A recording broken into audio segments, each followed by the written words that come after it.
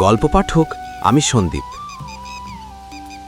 কাঁথা জাস্ট এক টুকরো কাপড়, অথচ তার ভেতরে গাঁথা থাকতে পারে একটা আস্ত জীবন। সুই সুতোর প্রত্যেকটা ফোড়ের মধ্যে জমে থাকে কারোর দীর্ঘশ্বাস, কারোর ভালোবাসা, আর কখনো কখনো একটা হারিয়ে যাওয়া গানের সুর। আজকে আমরা ডুব দেব পল্লী গানের সেই রকমই এক আঁচলে, নকশি কাঁথা আর একটা হারিয়ে যাওয়া সুরের কাহিনীতে। সালটা ছিল 1938।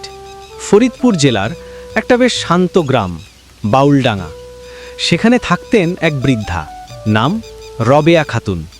দিনভর সংসারের কাজ আর সন্ধে নামলেই জানলার পাশে চুপ করে বসে থাকা। তার চোখের সামনে দিয়ে আলপথ ধরে হেঁটে যেত পাট কাটা অল্প বয়সী ছেলেরা, আর রবেয়া খাতুন খুব ধীরে ধীরে তার পুরনো কাঁথাটায় সুই চালাতেন। কাঁথাটা ছিল তার মায়ের। ছোটবেলায় তিনি দেখতেন তার মা এই কাঁথাটা সেলাই করতেন আর তার সাথে সাথে গান গাইতেন। গানের সুরেই যেন সেলাই হতো কাঁথাটা।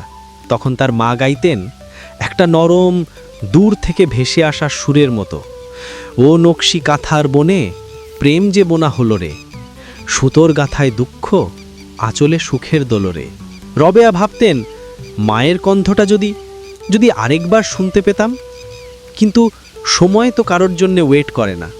দেশ ভাগ এলো, মানুষ এপার ওপার হলো, ছিন্ন ভিন্ন হয়ে গেল, গানগুলো হারিয়ে গেল, কাঁথাগুলো ছিঁড়ে গেল হিস্ট্রির ভাঁজে।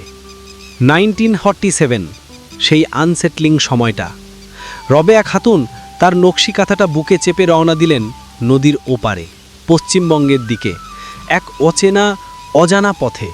পেছনে পড়ে রইল তার ভিটে মাটি, তার ছোটবেলা, তার মায়ের গান, একটু দীর্ঘবিরতি। কিন্তু কিছু জিনিস হয়তো পুরোপুরি হারিয়ে যাওয়ার জন্য তৈরি হয় না, কোনো না কোনোভাবে তারা ফিরে আসে। বহু বছর পর কলকাতার একটা পুরনো বাজারের একটা গলিতে আরিত্র সেন নামে এক ইয়াং ফোক মিউজিক রিসার্চার ঘুরতে ঘুরতে খুঁজে পেলেন একটা ছেঁড়া পুরনো কাঁথা। কাঁথার ওপর সুতোর কাজে লেখা কয়েকটা লাইন, ও নকশি কাঁথার বনে। আরিত্র অবাক, এই লাইনটা তো একটা হারিয়ে যাওয়া বাউল গানের, যার কোনো রেকর্ড কোথাও নেই, কোনো বইতে নেই, কোনো আর্কাইভেও নেই। আরিত্রর বুকের ভেতরটা ধক করে উঠল। সে ভাবল, এটা তো কোনো লোকশিল্পীর পার্সোনাল ক্রিয়েশন মনে হচ্ছে।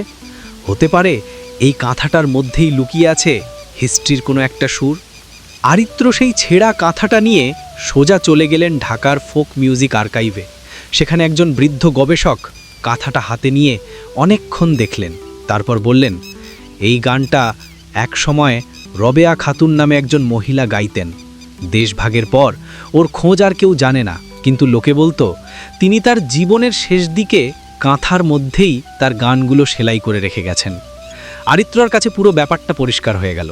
এই কাঁথাটা শুধু একটা কাপড় নয়, এটা একজন নারীর স্মৃতি, একটা গোটা জেনারেশনের কাহিনী, একটা হারিয়ে যাওয়া বাংলার হার্টবিট।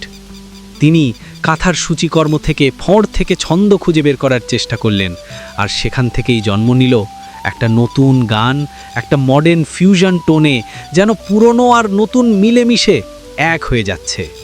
ও নকশি কাঁথার বনে ভালোবাসার দাগ লেগে রয় রে, মা ও মেয়ের কাহিনীতে মিশে যায় সময়ের স্রোতেরে।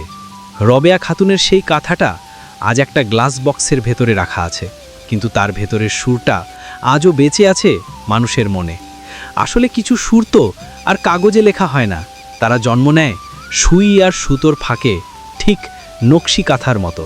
তুমি শুনছিলে হারিয়ে যাওয়া বাংলা। আজকের পর্ব ছিল নকশি কাঁথা আর সেই হারিয়ে যাওয়া গানকে নিয়ে। পরের পর্বে আসছে আরেকটা অনবদ্য কাহিনী, যেখানে আলো, ছায়া আর মাটির গন্ধ মিশে আছে বাংলাদেশের এক প্রাচীন নাট্যশিল্পে। ততদিন পর্যন্ত তোমার ঘরের কোনায় পড়ে থাকা পুরনো কাপড়টার দিকে একবার তাকিও, হয়তো সেখানেও লুকিয়ে আছে তোমার নিজেরই কোনো এক হারিয়ে যাওয়া সুর।